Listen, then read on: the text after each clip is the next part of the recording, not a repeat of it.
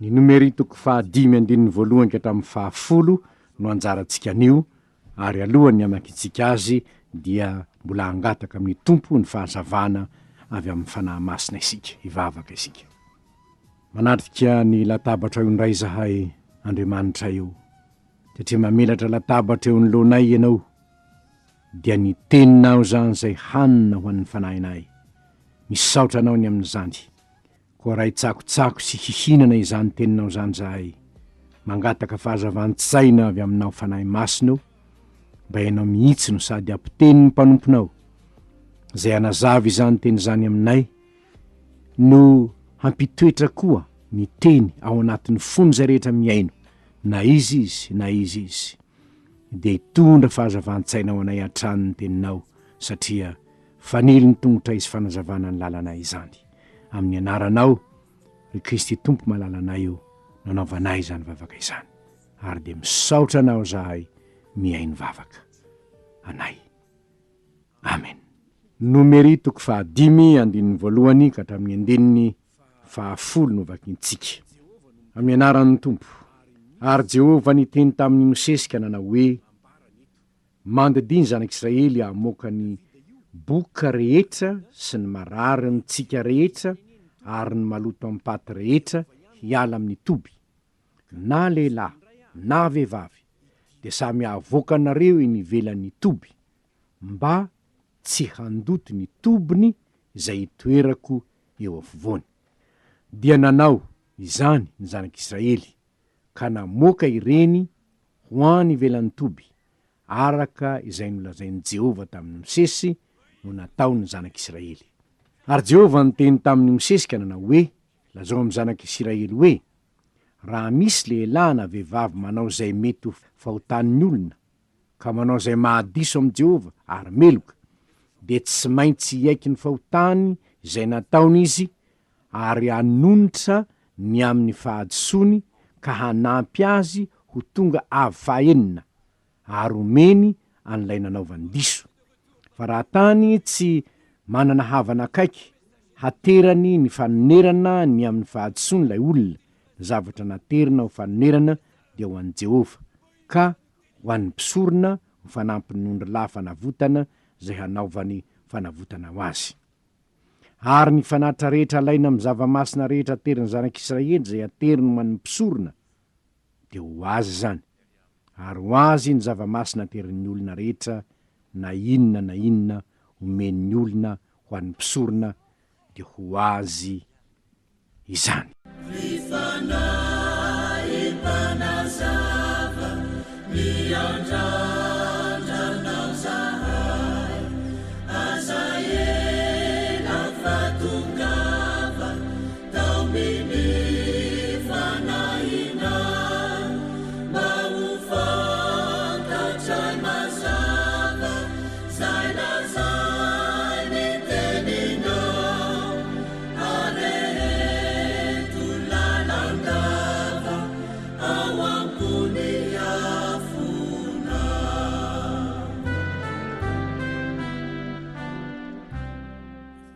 Mizara roa vetrany ny teny izay nivakitsika androany. Ny voalohany dia amin'ny hamoana ho inivelan'ny toby ny zavatra maloto, ary ny faharoa dia ny amin'ny fanonerana izay zavatra nahadison'ny teny. Ny zavatra hitatsika aloha amin'ny 1 ka hatramin'ny 4, misy fahamarinana ambara ny soratra masina ao dia hoe, havoaka inivelan'ny toby izay maloto, mba tsy handoto ny toby. Fa nahoana no tsy olo-toina ny toby? Satria zao no lazain'i Jehovah hoe, mba tsy handoto ny toby izay hitoerako eo afovoany. 7. Ny toby ny zanak'Israely manko, satria efa naorina tao afovoany ny tabernakely, dia nanjary toby masina Jehovah no monina ao afovoany. Ka misy zavatra maloto zay Andriamanitra mihitsy no nilaza azy hoe maloto, dia ny habokana zany, sy ataony hoe aretina amintsika. Io dia aretina amin'ny filahinany sy fivaviana izy io. Gonoré no filazan'ny ny teny frantsay azy aretina amintsika zany hoe aretina avy ao amin'ny filahiana sy ny fivaviana izy io ary ny aviny matetika de vokatry ny fijangajangana. Ny fijangajangana moa de fa fahalitoana raha teo eo anatrehan'Andriamanitra ary ny olona tratrany zany aretiny zany dia maloto araka ny soratra masina teo. Ny habokana raha mijery ny Levitikosy 7:10 sika manomboka amin'ny 9:1 ka hatramin'ny 9:9 dia ny mpisorona no mijery ny hoe boka marina ve le olona sa tsy. Izany hoe ny mpanompon'Andriamanitra olona voatokana mazava loatra fa nasehon'Andriamanitra hoe zao no afantaranareo fa boka le olona ao amin'ny Levitikosy 7:10 andininy 1 ka hatramin'ny 9 no anambarany zany. Ny mpisorona no asaina mianatra, nasaina nandinika ka rehefa lazain'ny mpisorona hoe boka tokoa le olona de avoaka izy, tsy miara-mipetraka amin'ny olona izy fa avoaka ny ivelan'ny tompo satria mifindra eo aretiny io. Ty aretina amintsika ty koa de tahaka zany, aretina mifindra ihany tio izy io. Ary noho izany dia no lazain'Andriamanitra hoe reo olona reo sao de mandoto ny hafa ireo, mamindra aretina amin'ny hafa ao mitombo ireo. Ary noho izany dia avoahina reo mitombo izy. Raha tadiditsika tsara ny tantaran'ny Miriama de tratry ny habokana izy noho ny fahadisoana nataony tamin'izy nanometsiny any misesy de voatery nalefa tany ivelan'ny tobo nandritry ny 7 andro izy. No sazian'Andriamanitra tamin'ny alalan'ny habokana nandritry ny 7 andro Miriama, 7 andro tataoriny izy rehefa zotranon'Andriamanitra zay vao nahazo miverina tao amin'ny toby. Inona no lesona ara-panahy asika tsoahana amin'izany? Ny habokana ara-panahy de mahazo antsika rehetra. Iza moa no tsy nanota amintsika? Iza no afaka milaza hoe tsy nanota? Isika rehetra de samy boka ara-panahy avokoa. Zao nefa ny habokana ara-panahy, ny fahotana ara-panahy zay mahazo antsika de efa nentin'i Jesosy avokoa izany ka azo atao ny hositrana, azo atao ny hositrana amin'izany, ho afaka amin'izany fahotana zany raha ny zanaka ny manafaka anareo de ho afaka tokoa ianareo. Saingy ny mampalahelo de ty na de misy aza ny fanasitranana no ny habokana ara-panahy vitsy ny manaiky ny fanafody dia ny rano Kristy zay manadio ny habokana rehetra, manasitrana ny aretina rehetra, manasitrana ny habokam-pahotana rehetra.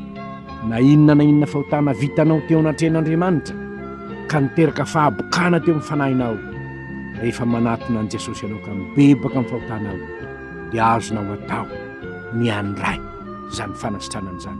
Satria raha miaiky ny fahotantsika isika de mahatoky sy marina izy ka mamela ny fahotantsika ary manadio antsika eo afaka tsy fahamarina rehetra mba azahoantsika mipetraka ao amin'ny tombon'Andriamanitra. Zao kosa nefa misy olona minia tsy hiala amin'izany fahotana zany ary reny fahabokana ireny de voatery ny olona tsy maintsy mamoaka azy hiala ho any ivelany. Ary amin'ny testamenta vaovao dia zao nolazain'ny Paoly ny amin'ireny zavatra zeny ao amin'ny Korintiana 1:5 dia ahitantsika zao voasoratra zao 2:1. Korintiana 1:5 2:1.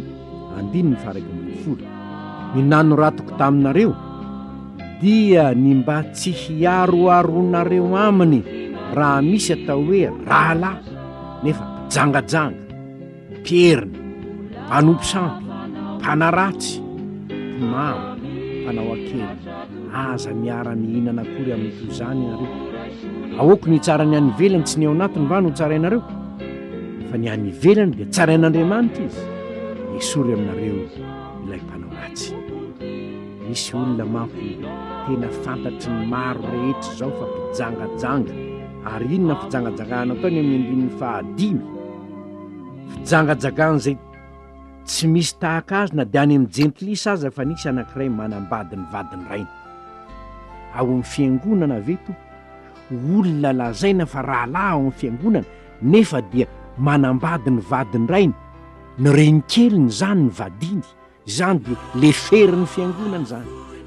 Testamenta vaovao no ahitaitsika ny hoe esory aminareo rehefa manjary boka ao anatin'ny tempolin'Andriamanitra ane zany. Marina fa sarotra hoe aza mitsara mba tsy ho tsaraina hono sasany, kanefa ao amin'ny soratra masina ihany laza hoe esory aminareo lay meloka. Ary izany manamarina fa tena masin'Andriamanitra.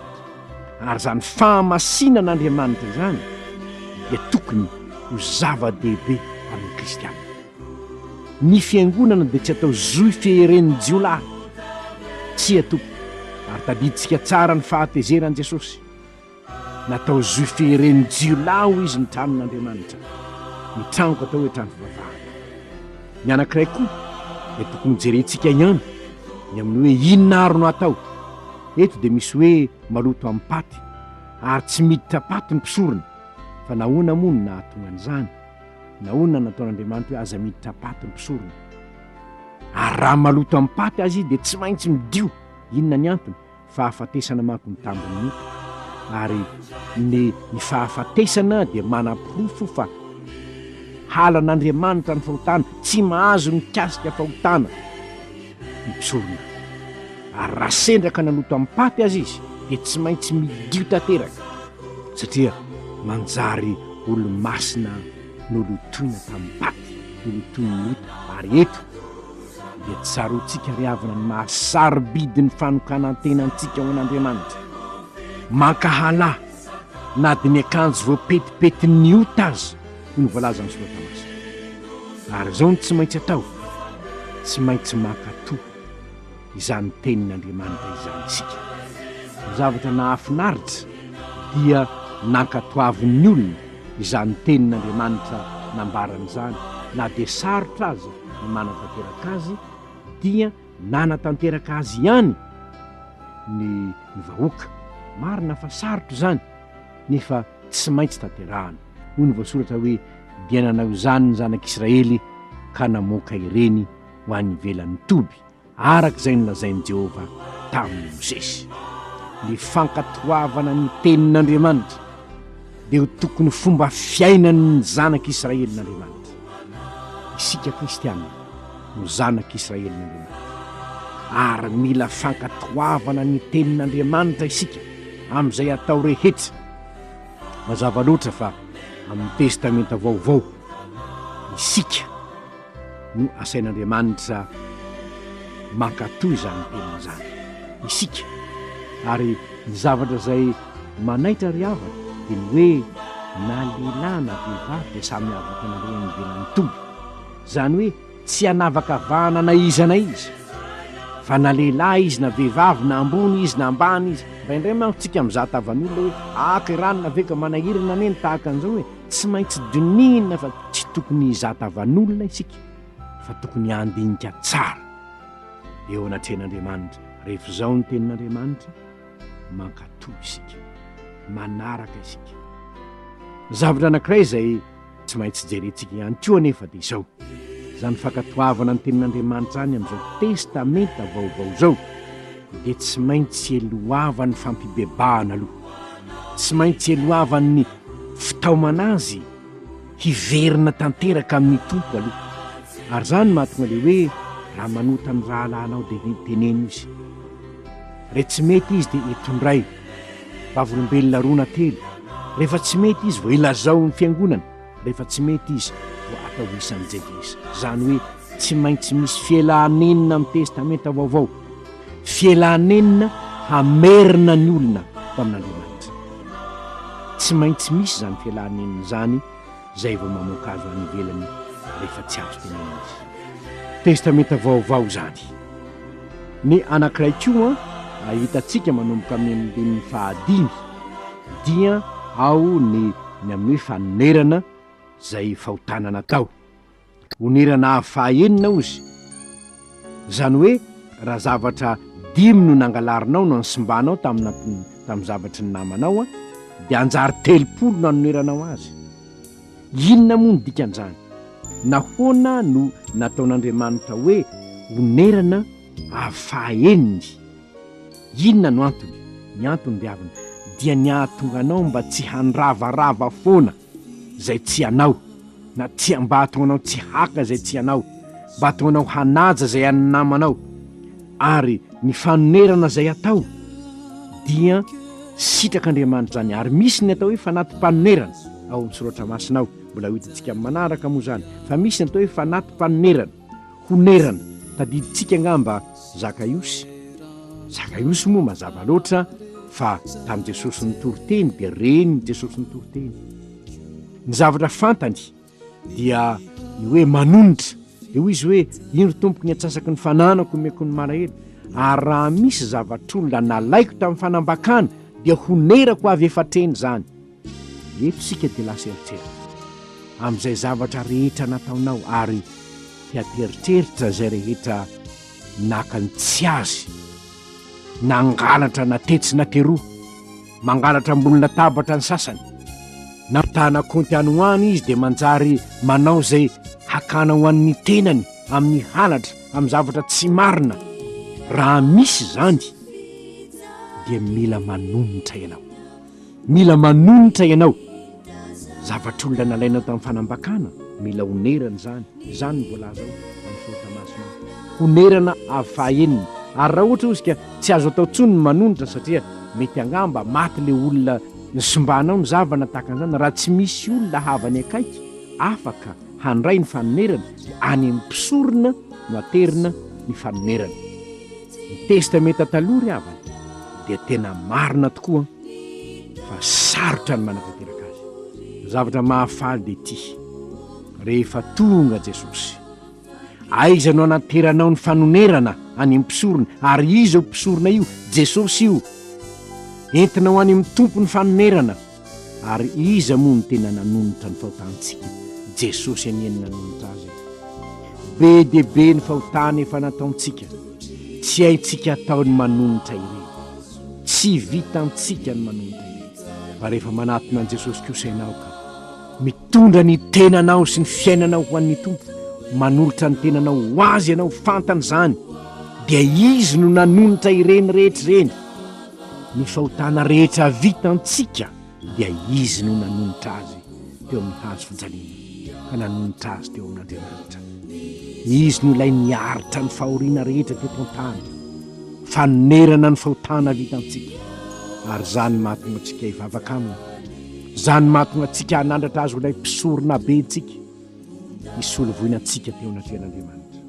Ry havana malala, raha izany rehetra zany ary no tsy maintsy natao tao amin'ny testamenta taloha, ary novitain'i Jesosy ny fanonerana ny fahotantsika, ahoana kosa no mba tokony fanonerantsika zany fitiavan'i Jesosy zany? Ahoana kosa no mba tokony havalintsika zany fitiavan'i Jesosy amintsika izany?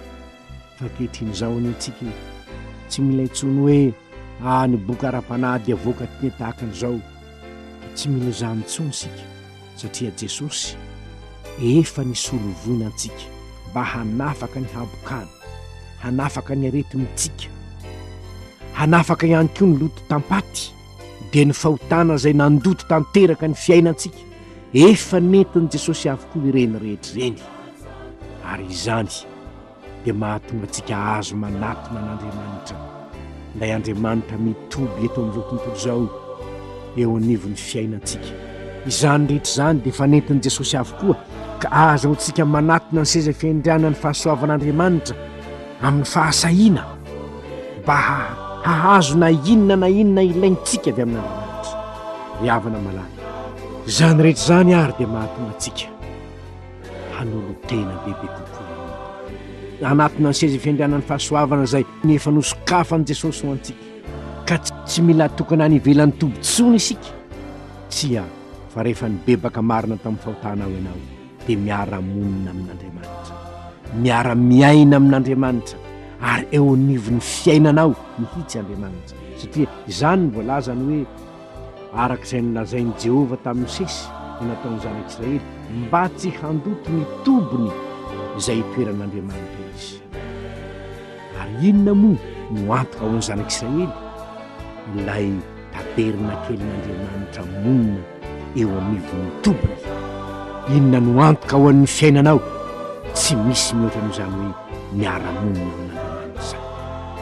Izany no antoka ao amin'ny fiainanao, fa rehefa lay taberina kelin'Andriamanitra no ao anivon'ny tombony zanak'Israely midikan'izany, manjaka eo amin'ny tombony zanak'Israely Andriamanitra amin'ny fahamasinany, nefa koa miaro ny tombony zanak'Israely Andriamanitra satria azy ireo tombony ireo.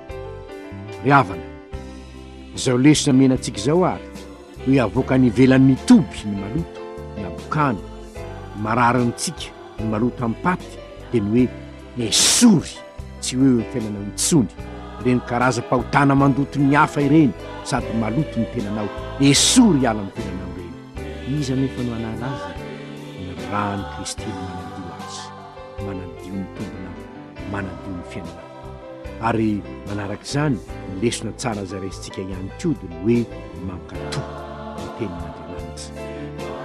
Rehefa izao no lazay ny tenin'Andriamanitra, na inona ambaran'ny olona ny tenin'Andriamanitra ny enoy, dia ho hitanao ny voninahitr'Andriamanitra, hiseho amin'ny fiainanao izany voninahitr'Andriamanitra izany, dia ilay Andriamanitra monina eo anivon'ny fiainanao.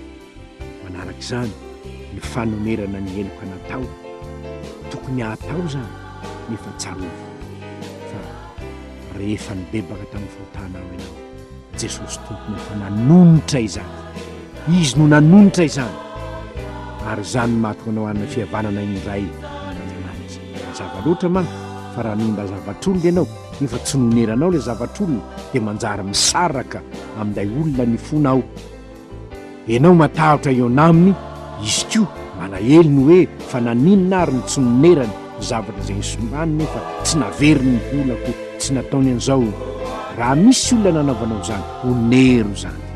Kanefa izao misy zavatra sy sasany izay tsy hainao onerana intsony, raha miraraka tsy azo laofinany sasany. Iza no hanonitra ireny? Jesosy Kristy Tompo. Afaka manonitra izany fahotanao izany izy, na inona fahotana vitanao.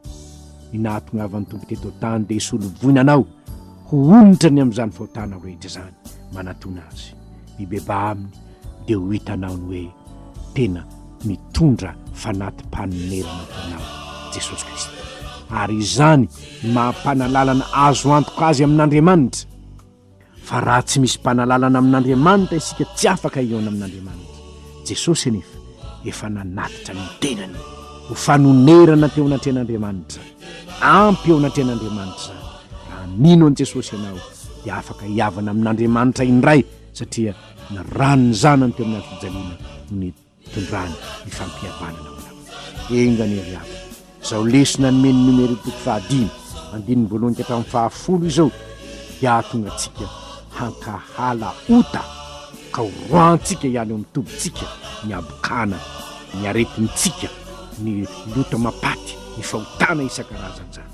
Ary ahatonga antsika koa ho vonina hankatoa ny tenin'Andriamanitra, satria efa nanonitra ny fahotantsika ilay zanany nombona tamin'ny hazo fijaliana. Hivavaka isika. Andriamanitra raina io, marina tokoa fa masina ianao, ary ny fahamasinanao dia tsy miova ho maly sy anio ary malak'izay. Noporofoinao zany tamin'ny nandroana ny maloto rehetra hiala teo amin'ny toby. Raha eo misotranao zay fa na dia misy loto aza teo amin'ny tobinay, ny zanakao nefa nandroka ireny teo amin'ny fiainanay. Mba ho masina ho anao zay no hamasinina tao amin'ny rano zay, mba ho tonga zanak'Andriamanitra. Misaotra raha ampianaro zay mba hay mankatoanao tahaka ny vahoaka tany anevitra fa izay. Ary indrindra ry Tompo, ampio zahay mba tsy hanao ratsy amin'ny namanay, ary raha nisy aza zavatr'olona nalainay tamin'ny fanambakana, ampio zahay hay mieritreritra ny anonerana ireny, ary tsy hiaina amin'izany intsony zahay, fa hanana fiainam-baovao, satria raha misy zavatra tsy hainay onerana, efa nonerany zanakao tamin'ny nahafatesany teo amin'ny fijaliana zany. Andriamanitra misaotra no ny fahazavan-tsaina nomenao anay indray tamin'ity androany ity. Dia ho anao ny dera sy ny laza ary ny voninahitra raha io, amin'ny anaran'i Jesosy Tomponay. Amen.